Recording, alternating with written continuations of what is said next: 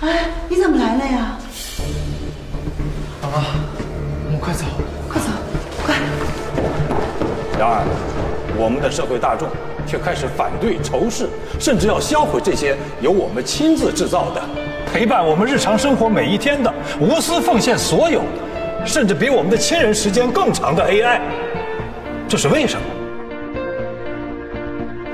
我的孩子，他有2个很要好的朋友，一个跟他一样，是一个可爱而又平凡的孩子，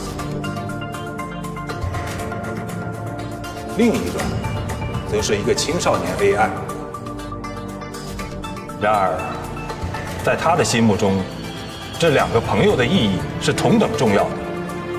这2个朋友在他心中都是重要的人。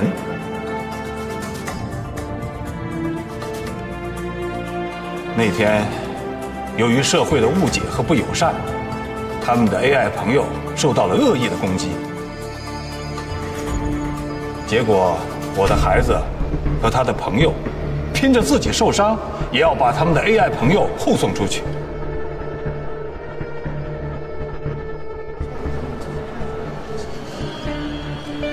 我为我的孩子而感到骄傲。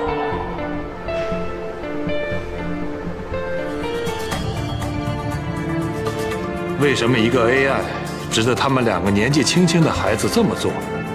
值得所有爱他、珍惜他的人，即便拼了命也要保护他，因为他们在这个 AI 身上看到了爱、希望、友情和人性，因为他跟我们一样，也是人。